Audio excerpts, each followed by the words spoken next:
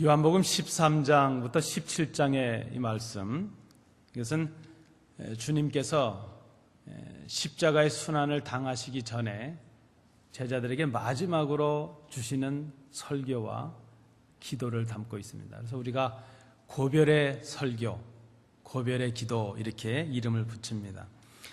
특별히 17장에서는 지금 그 교훈을 듣고 있었던 제자들을 앞에 두시고 그 제자들을 중보하시면서 예수님께서 하나님께 제자들을 위해서 기도하십니다. 이 기도를 통해서 주님께서 제자들을 향하신 기대가 무엇인가 하는 것을 제자들에게 교훈하시는 중이라 말할 수 있습니다. 특별히 우리가 오늘 본문으로 삼은 6절부터 19절의 이 내용은 제자들을 위해서 기도하시는 내용인데 내용이 길지만 그 내용은 딱 두 마디로 요약을 할 수 있습니다. 하나님, 이 제자들을 지켜주십시오 하는 것 하나. 그리고 그 다음에 두 번째 내용이 무엇인가 하면 하나님, 이 제자들이 하나가 되게 해주십시오 하는 것입니다. 제자들을 지켜달라 하는 그 기도가 하나님께 드리는 기도라면 하나가 되라 하는 이 말은 사실은 제자들을 향해서 기도를 통해 주시는 주님의 교훈이라 말할 수 있습니다. 오늘 본문에서 우리는 주님께서 제자들에게 원하시는 것이 무엇인가 하는 것을 알 수 있는데 그것은 제자들이 하나가 되기를 원하시는 것입니다. 그래서 하나가 되게 해 주십시오 이렇게 기도를 하십니다. 여러분, 이 하나가 된다 하는 것,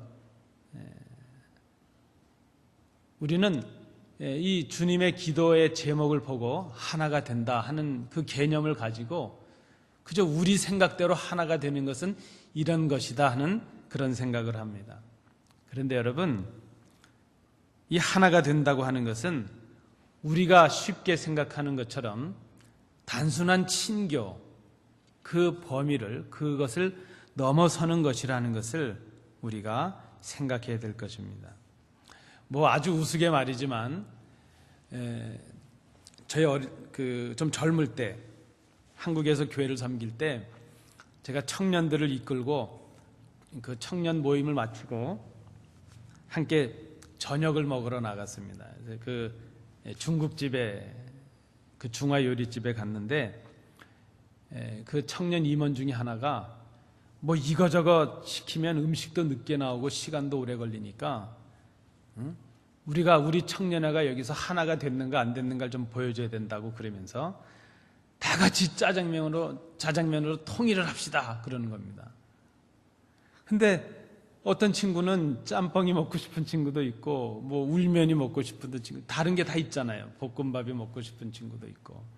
근데 워낙 그 임원이 강력하게 자장면으로 통일하자고 하는데 감히 그 앞에 이 말할 엄두를 못 느끼는 것이죠. 그땐 제가 전도사였는데, 제가 지도 전도사인데 저도 말하면 혼날 것 같아서 저도 말을 못합니다. 그랬더니 한 20, 30명 가서 다 자장면을 시켜놓고 그 친구 하는 말이 와, 우리는 하나가 되었습니다. 우리는 통일이 되었습니다. 그럽니다. 근데 그 음식이 나와서 먹는 내내 입이 삐쭉 나온 친구들이 있습니다. 나는 국물 있는 게 좋은데. 여러분, 우리는 보통 하나가 된다 이렇게 생각하면 내가 원하는 대로 되는 것이 하나가 되는 것이다 이렇게 생각하는 오류를 범할 때가 있습니다. 그런데 여러분, 하나가 된다 하는 것, 오늘 특별히 주님께서 말씀하시는 하나가 된다 하는 것, 그것은 우리가 생각하는 것과는 좀 차이가 있습니다. 주님께서 말씀하시는, 주님께서 제자들이 그런 모습을 갖기를 원하시는 하나가 된다는 것, 그것은 첫 번째 우리가 생각할 것은 그리스도와 하나가 되는 것을 말합니다. 그리스도와 하나 되는 것, 하나님과 하나 되는 것, 그 그리스도를 통해서 하나님과 하나가 되는 것, 그리고 그리스도를 통해서 하나님과 하나 된 사람들이 그렇게 하나님의 자녀로서 서로가 하나가 되는 것, 그것이 진정한 하나됨입니다. 성경은 그것을 그리스도와 하나님과 연합하는 것이라 이렇게 말합니다. 하나가 된다는 것은 원네스, 원이 되는 것이 아니라 유니티를 말하는 것이죠. 연합하는 것을 말합니다. 그렇다면 그런 의미에서 우리가 하나가 된다는 것, 특별히 오늘 이 말씀을 듣고 있는 제자들이 하나가 되기를 원하신다 그렇게 말씀했을 때 이 제자들이 하나가 된다는 것, 그것은 제자들이 수고하거나 노력해서 얻을 수 있는 것이 아니라는 것을 깨닫는 것이 중요하다는 것입니다. 여러분, 우리가 인정해야 됩니다. 우리의 수고와 우리의 노력으로는 우리가 그리스도와 하나가 될 수 없습니다. 우리는 하나님과 하나가 될 수 없고 연합할 수가 없습니다. 왜 그런가 하면 우리는 죄인이요, 하나님은 의 자체이시기 때문이죠. 빛과 어둠이 함께 공존할 수 없는 것처럼 죄인인 우리가 하나님과 연합할 수가 없습니다. 우리가 그리스도와 하나 된다는 것, 하나님과 연합된다는 것은 우리의 수고나 노력으로 되는 것이 아니라는 것을 먼저 인정할 수 있어야 됩니다. 그래서 하나가 되는 것 자체가 은혜입니다. 우리에게 선물로 주신 것입니다. 그래서 성경은 우리에게 하나가 되라, 하나가 되기를 힘쓰라 이렇게 말씀하지 않습니다. 특별히 에베소서 4장 13절 말씀에 보면 이렇게 권면을 합니다. 평안에 매는 줄로 하나 되게 하신 것을 힘써 지키라 하는 것입니다. 하나가 되게 하는 것은 하나님의 은혜입니다. 다만 우리는 그 은혜로 하나가 되었기에 하나 된 것을 지키는 책임이, 사명이 우리에게 주어진다 말할 수 있습니다. 여러분, 우리가 어떻게 하나가 됩니까?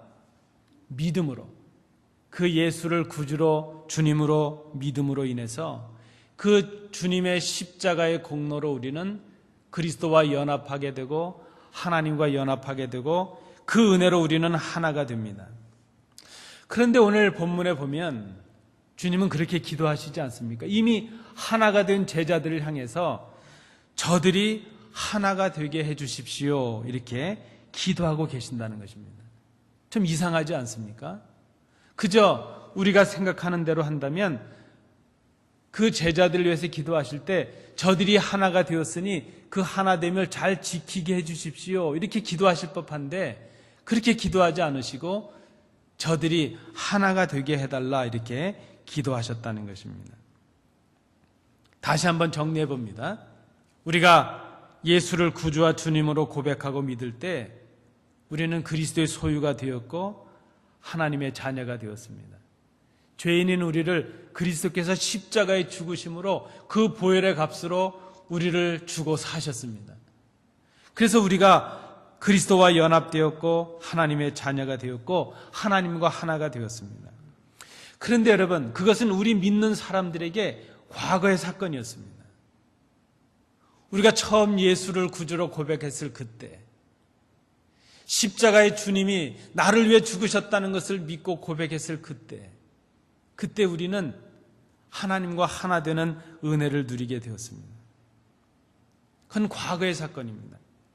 그리고 이제 우리에게 남겨진 미래의 사건이 있는데 우리가 언젠가는 그리스도와 하나됨에 이것이 완성되는 하나님의 나라에 임하게 될 것입니다. 그것은 아직 우리가 경험하지 못한 미래의 사건입니다. 우리는 지금 이 구원의 완성을 향해서 과거와 현재와 미래의 삶 속에 우리가 거하고 있습니다. 그렇다면 우리가 현재 거하고 있는 이 현재의 삶이 어떤 의미가 있는가? 과거에 우리가 경험했던 이 하나됨의 은혜, 구원의 경험을 장차 완성될 미래 그때까지 간직하고 지켜나가는 그 사명이 우리에게 있다는 것입니다. 그때까지 주님께서 오셔서 우리의 구원과 우리의 이 하나됨을 완성시켜 주시는 그때까지 우리가 해야 될 것은 그 구원은 그 하나됨을 간직하는 것이고 그것을 더 크게 성장시켜 나가는 것이고 더 성숙한 사람들로 이제 우리의 모습을 변화시켜 나가는 것이 우리에게 필요하다는 것입니다.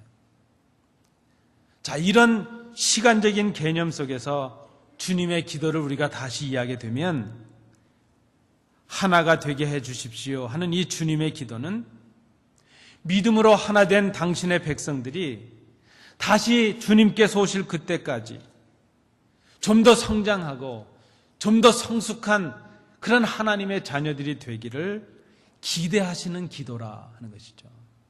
그리고 또 다른 측면이 하나 있습니다. 아직 주님을 알지 못해서, 말씀을 듣지 못해서 하나됨을 경험하지 못한 그 사람들에게 진리를 전함으로 그들도 하나님의 은혜의 자리로 초청하기를 원하시는, 아직 하나가 안 된 사람들을 하나가 되게 하기를 원하시는 주님의 기대가 담겨져 있는 기도라 말할 수 있습니다. 이 하나됨의 의미, 바로 우리의 성장의 의미가 있고 우리에게 주신 선교적인 사역의 의미를 찾을 수 있다는 것입니다. 여러분 한번 속으로 생각해 보시겠습니까? 성도라면, 이 땅의 교회라면 우리 모두는 하나가 되기를 꿈꿉니다. 교회가 하나가 되기를 꿈꾸지 않는 성도가 어디 있겠고, 그런 교회가 어디 있겠습니까? 우리는 다 하나가 되기를 꿈꿉니다. 그런데 문제는 하나가 되기를 꿈꾸면서 하나가 되기 위한 진정한 노력은 하지 않습니다. 아니, 더 정확하고 엄밀하게 말한다면 하나가 된다는 것이 무엇인지를 깨닫지 못합니다. 아까도 말씀드린 것처럼 내가 원하는 대로 되는 것이 하나가 되는 것이라 생각을 합니다. 진정한 하나가 된다는 것은 그리스도와 함께하는 것이요, 그 말씀에 근거하는 것인 것을 깨닫지 못하고 있다는 것입니다. 하나가 되게 하시는 것, 그것은 주님께서 하시는 일입니다. 그래서 그리스도 없는 하나됨은 의미가 없습니다. 말씀을 깨닫지 못하는 하나됨은 진정한 하나됨이라 말할 수 없습니다. 그저 믿는 우리들에게 남겨진 일이 있다면 하나가 되게 하신 그 은혜를 간직하고 하나가 되게 하시는 사역을 힘써서 감당하는 것, 그것이 우리의 할 일이라 말할 수 있습니다.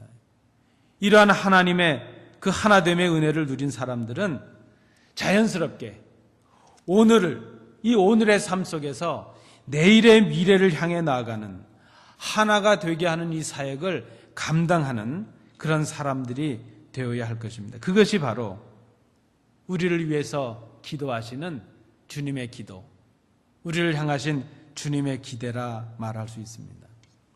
여러분, 주님께서 우리에게 기대를 가지십니다.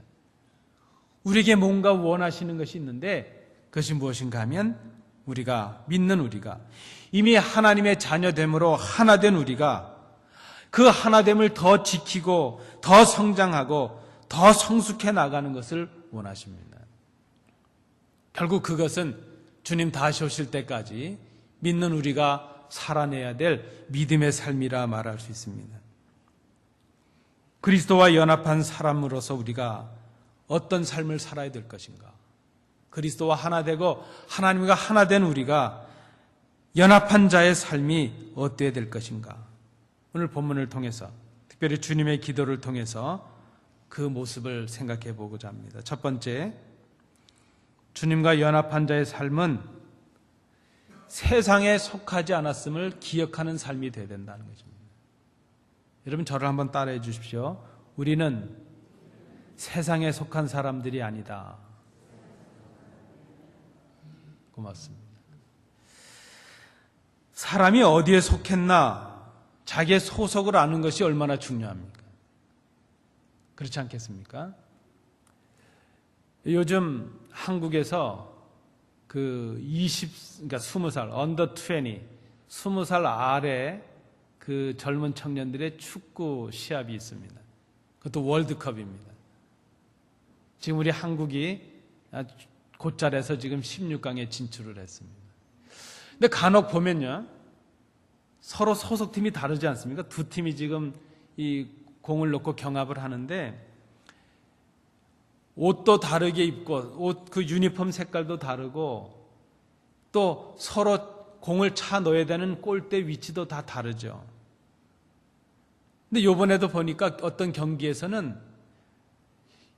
선수 하나가 저쪽 선수인지 이쪽 선수인지 분간 못할 일을 했습니다. 그래서 아주 강팀인데 다 이겼던 경기를 놓치고 마는 그런 팀이 있었습니다.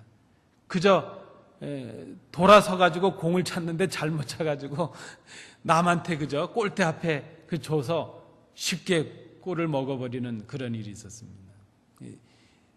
자기가 어디에 속했는가, 자기가 어떤 곳에 공을 차야 되고 누구와 협력해야 되고 그 목적이 무엇인가 하는 것을 분명히 아는 것이 중요하죠. 자기 소속을 아는 것이 중요하다는 것입니다. 하나님은 우리를 당신과 하나가 되게 하시기 위해서 우리에게 예수님을 보내주셨습니다. 그리고 죄인된 우리가 그리스도를 통해서 구원을 얻게 하셨습니다. 하나님은 우리가 그 하나님을 알고 죄와 거짓을 알게 하시기 위해서 진리, 그 말씀을 우리에게 보내주셨습니다. 우리로 하여금 진리이신 아들을 알고 하나님을 알게 하셨습니다. 우리는 이 진리를 통해서 구원을 얻었고 죄인의 자리에서 의인의 자리로 옮겨지게 되었습니다. 이제 우리가 속한 곳은 세상이 아니고 죄악의 자리가 아니고 하나님께 속한 자리로 옮겨졌다는 것입니다. 여러분, 우리가 선언하고 우리가 스스로를 고백하고 결단해야 될 것입니다. 그리스도와 연합한 자는 세상에 속한 자가 아니라는 것입니다. 물론 우리는 세상 속에서 살아갑니다. 세상에 발을 디디고 살아갑니다.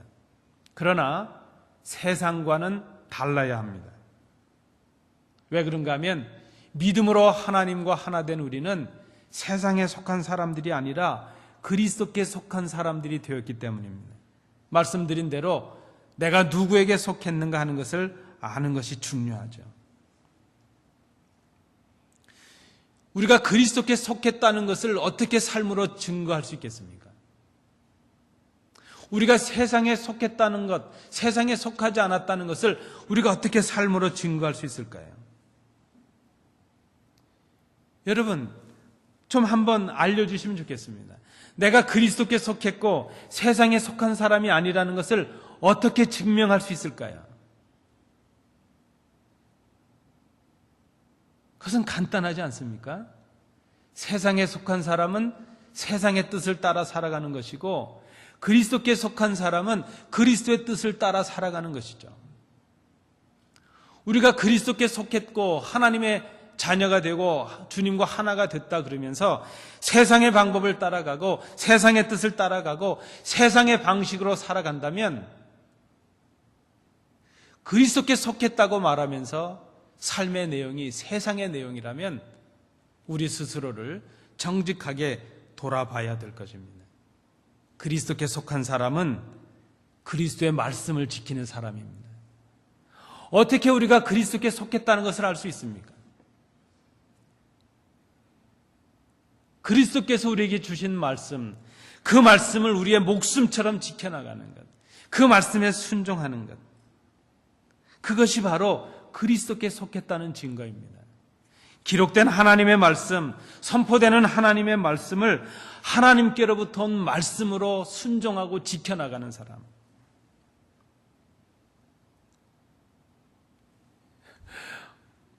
어떤 곳에서 어떤 분이 그렇게 불렀답니다. 목사님! 이라고 불렀더니 거기 있는 사람들이 다 돌아보더랍니다. 아니, 우리 생각엔 목사님들만 돌아볼 것 같은데 다 돌아봤다는 거죠. 왜 다 돌아봤나 했더니 진짜 목사님들이 자기를 부르나 해서 돌아보고, 어떤 분은 우리 교회 목사님이 왔나? 그래서 돌아보고, 교회 안 다니는 분들은 요새 목사들 어떻게 생겼나 보려고 돌아봤다는 것이죠. 여러분, 정말 여러분들의 삶이, 여러분들의 모습이 세상 사람들과 섞여 있어도 예수 믿는 사람들이라는 것이 드러나고 있습니까?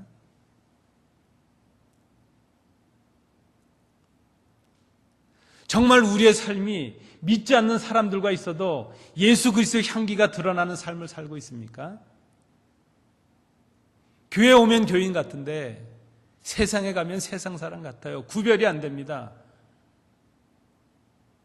말씀을 알고 있는 사람이나 말씀을 받은 우리나 다를 바가 없습니다. 교회 오면 말씀을 지키는데 세상에 가면 말씀을 지키지 않습니다.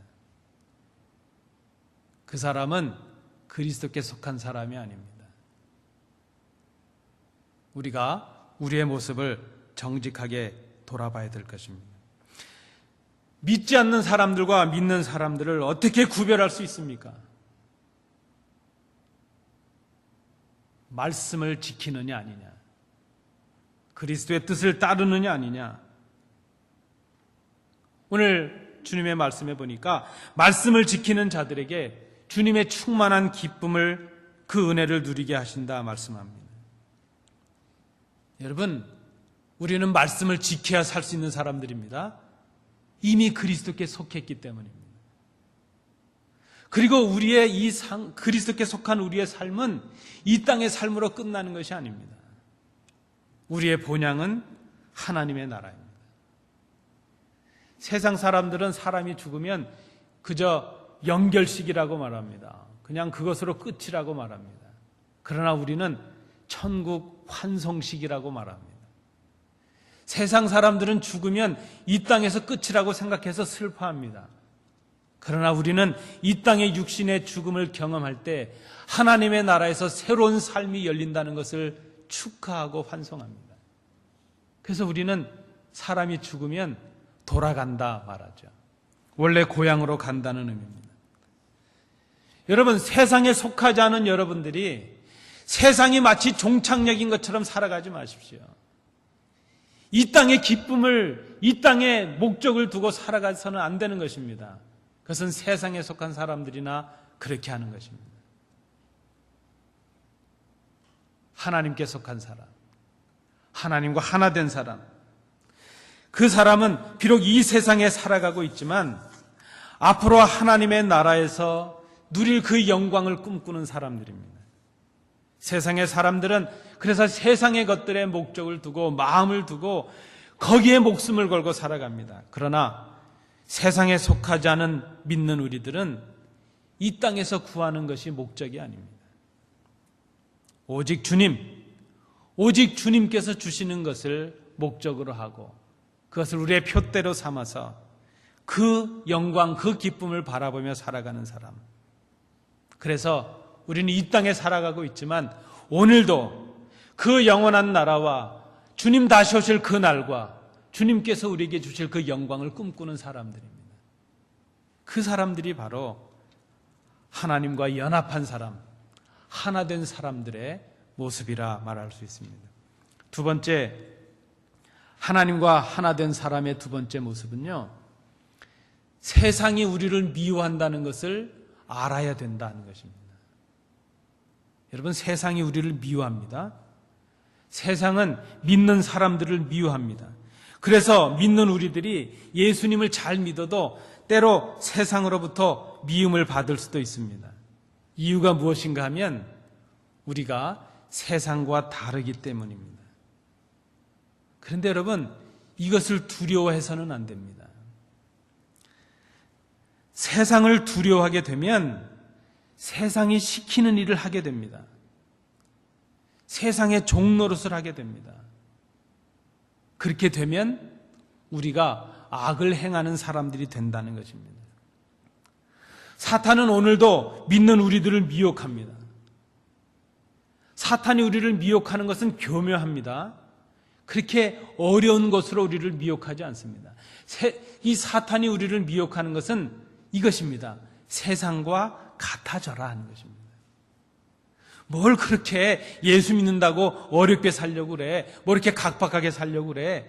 그저 쉽게 살지. 세상 사람들이 하는 것처럼 하지. 그렇게 미혹을 합니다. 우리는 주님을 주인으로 모시고 살아가려고 하는데 세상은 우리가 주인이 되어서 살아가 보라고 그렇게 유혹을 합니다.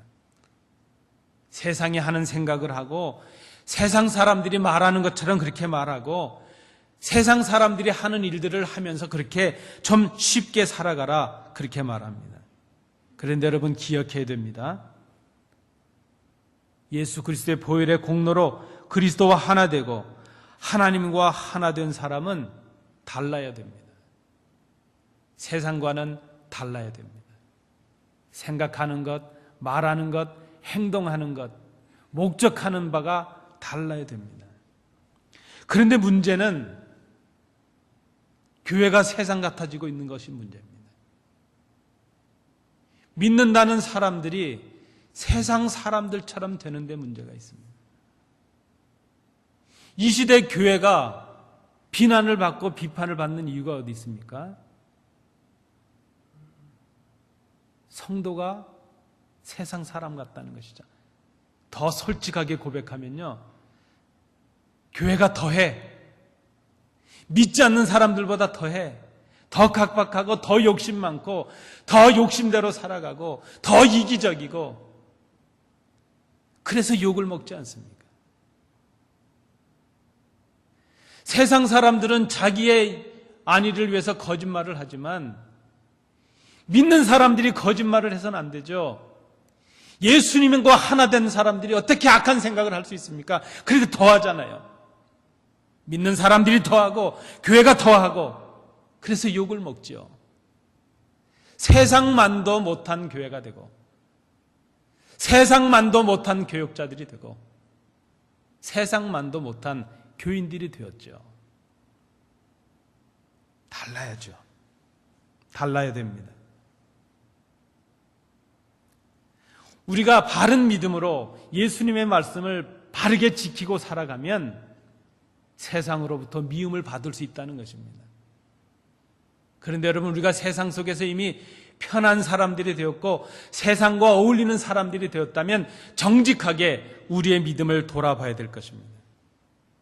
세상은 우리로 하여금 주인이 되라 하지만 그렇게 유혹을 합니다. 그러나 실상은 우리로 하여금 사람과 물질과 시간의 종이 되게 만들어버리고 맙니다. 세상은 우리를 미워하고 두렵게 해서 우리를 종으로 삼으려고 합니다. 그래서 우리로 하여금 세상이 시키는 대로 악을 행하는 사람들이 되게 하려고 합니다. 그러나 그리스도와 연합한 사람은 선을 행함으로 악을 이기는 사람들이 되어야 됩니다. 악을 이기는 선이 무엇일까요? 그것은 주님만을 주님으로 믿는 것입니다. 우리 예수님만을 우리의 신앙과 삶의 주인으로 믿는 것입니다. 주님과 하나 된 사람들은 그래서 악에 빠지지 않기를 위해 수고해야 됩니다.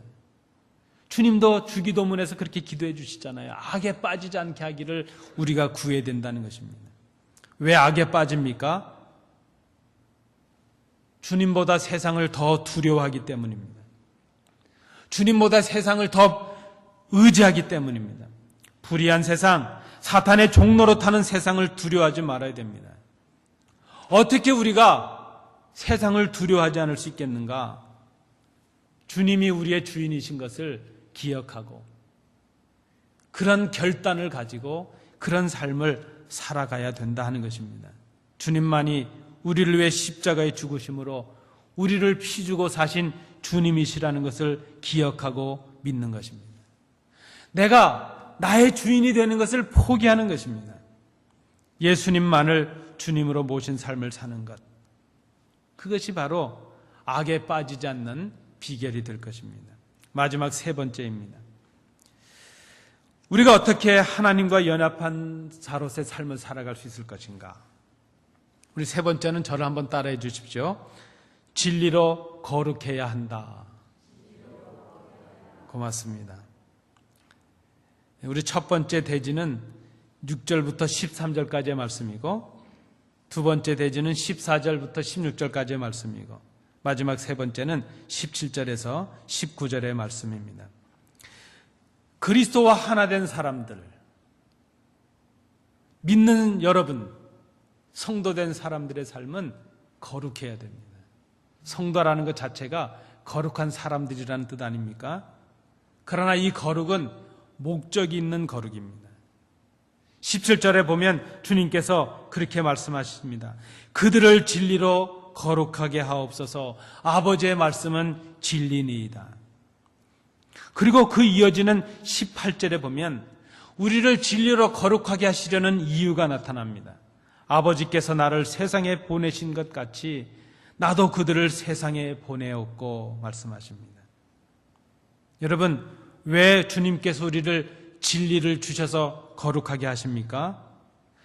우리를 보내셔서 아직 진리를 알지 못하는 자들에게 그 진리를 증거함으로 그들도 진리 안에 들어오는 거룩함을 얻게 하려 하심이라 하는 것입니다.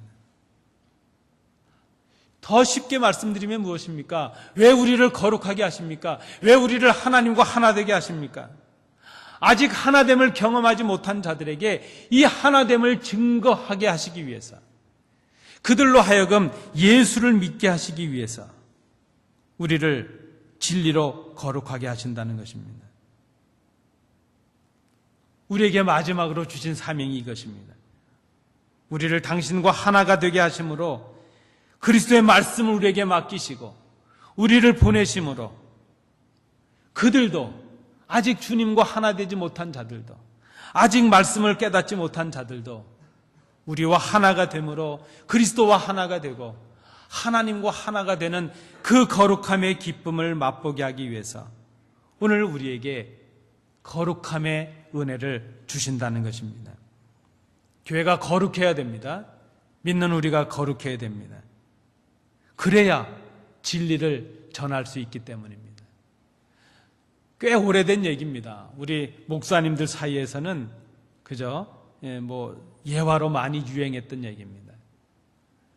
우리 한국의 어떤 정권 때에, 그 군부 정권 때에 목사님들이 조찬 기도로 수십 명이 가셔서 교회 원로 목사님들이 그 국가 조찬 기도회를 하면서 한 분이 배심 있게 그때 대통령이 된 그분에게 그렇게 권면을 했답니다.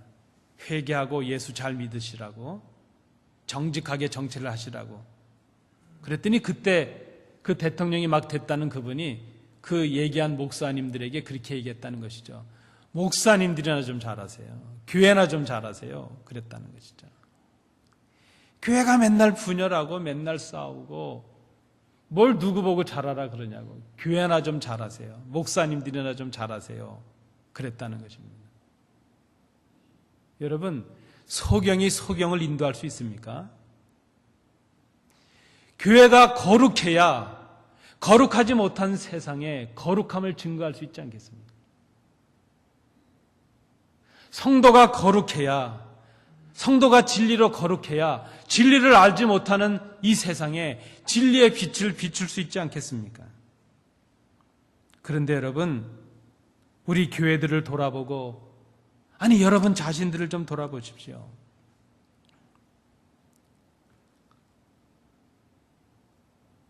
진리의 가장 기초가 되고 진리의 근거가 되는 이 진리의 말씀을 읽지 않습니다.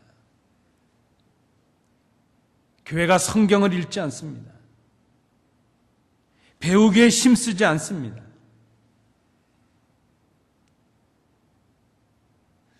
여러분, 남을 탓할 것이 아니라 우리 자신들을 돌아보십시오. 일주일의 삶 속에, 일주일의 시간들 속에 말씀을 기억하는 순간들이 얼마나 있습니까?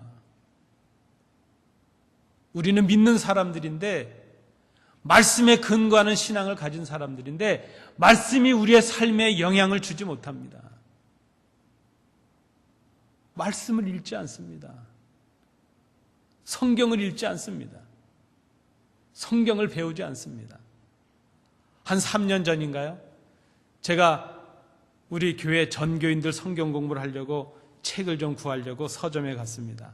그 서점 주인께 장로님, 제가 이런 교재가 좀 필요한데 한 40권, 50권 좀 부탁합니다. 그랬더니 그 서점을 운영하시던 장로님이 그러십니다.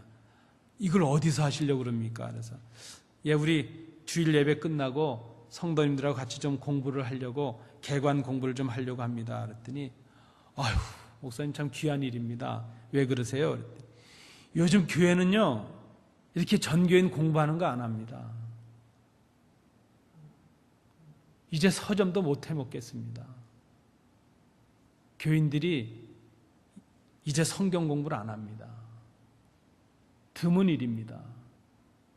여러분, 우리 예전부터 우리 조상들이, 믿음의 선배들이 가졌던 좋은 전통은 예배 전으로 공부하는 것이었습니다.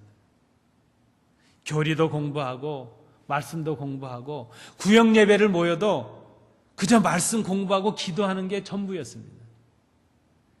이제 우리의 구역 모임이나 성경 공부들 그렇지 않습니다. 우리가 우리의 본연의 모습을 회복해야 될 때가 왔습니다. 말씀을 깨닫지 못한 우리가 어찌 진리의 말씀을 증거하는 교회가 될 수 있습니까? 아니, 말씀을 모르면서 어떻게 전도를 할 수 있습니까? 진리의 그 말씀의 감격을 경험하지 못하고서 어떻게 그들을 진리의 감격으로 인도할 수가 있습니까? 우리에게 주신 최고의 은혜와 책임이 있다면 우리에게 말씀을 맡기신 것입니다.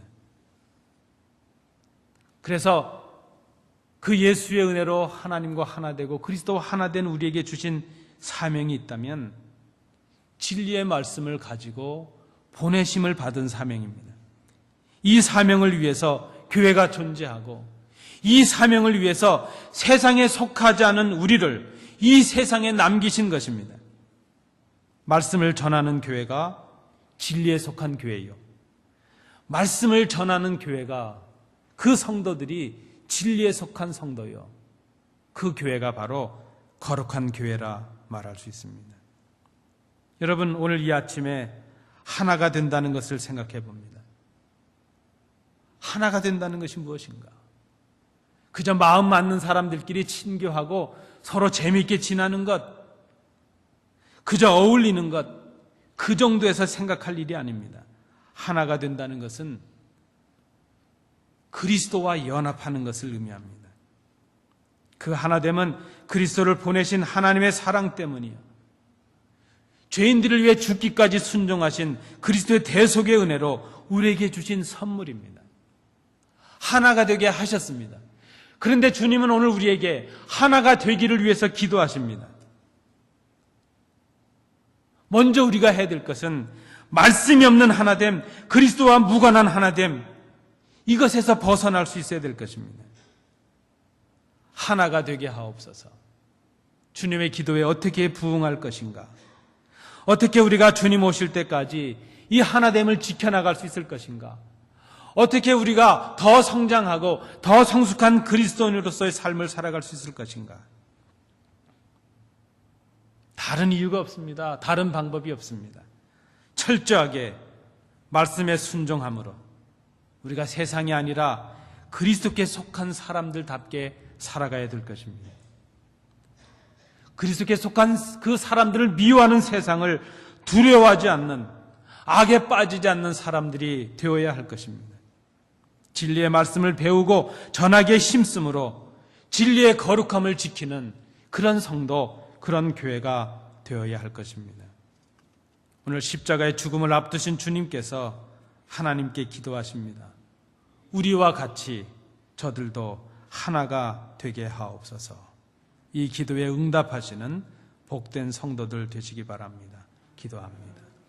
은혜로우신 아버지 하나님, 우리 주님의 기도를 생각합니다. 우리와 같이 저들도 하나가 되게 하옵소서. 이 말씀, 이 기도, 이 주님의 소원을 의지하여 하나됨을 지켜나가는 저희들이 되게 하옵소서. 그리고 아직 하나 되지 못한 자들을 하나로 만들어가는 저희들이 되게 하옵소서. 예수님 이름으로 기도하옵나이다. 아멘.